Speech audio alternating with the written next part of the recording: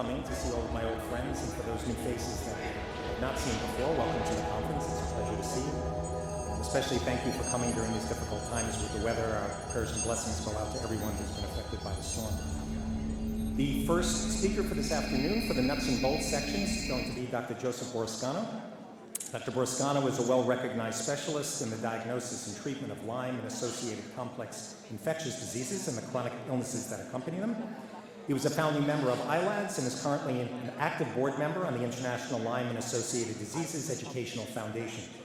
His current areas of interest include his ongoing project, the Lyme and Associated Disease Registry, which follows selected patients from the beginning of their illness to the end to identify medications and treatments that have the highest likelihood of being beneficial.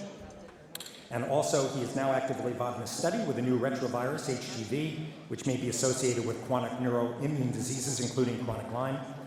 So he's no longer in clinical practice, but Dr. Burrascano is now working full-time in the biotech arena to further medical research in tick-borne and chronic illnesses. Please welcome Dr. Joseph Burrascano.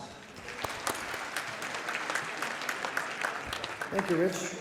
Welcome, everyone. This is the first of our basics lectures. So if you're not already completely Lyme literate, if you are completely Lyme literate, you don't have to stay. But we're going to get started with the basics of diagnosis and treating Lyme itself. I mean, Borrelia. Later on, we'll have lectures on the co-infections and other aspects of the basics. So we'll get started.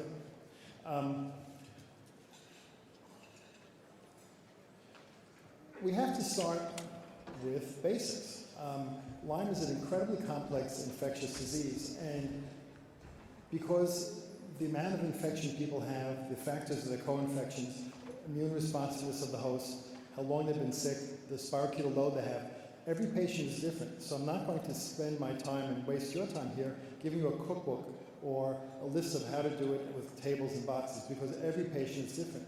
Instead, what I want to do is teach you the background of why we do what we do, so you can make your own decisions, your own clinical judgments in light of what the patients present to you.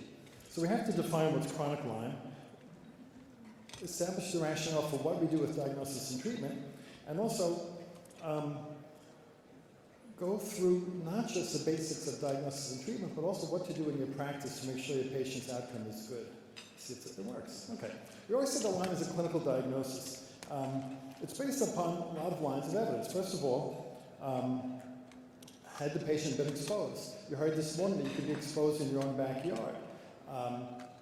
Statistically, very few patients, less than half, remember a tick bite that got them sick, and half or less may actually come up with an EM rash. So you can't always rely on that according to what we've seen. Did the patient develop a history consistent with Lyme? Was it a well person who then went on to get sick later on in a multi-system way that is consistent with Lyme?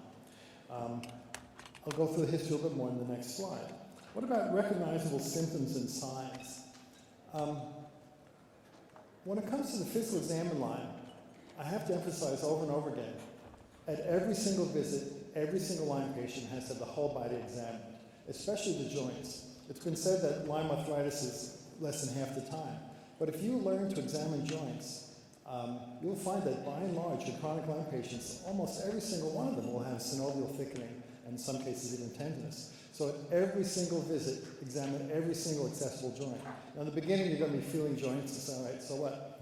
But over a period of not that many days, feeling dozens and maybe even hundreds of joints, you're going to get to know what a normal joint feels like and what an abnormal one feels like. Likewise, a neurological exam. Check the cranial nerves. Do subtle things. Look for gag reflexes. Use, a Q-tip type of thing. Look for the cranial nerves, the cardiac muscles. Check the reflexes. Look for clonus, Babinski sign. Do all these detailed things and document that very carefully in the medical record.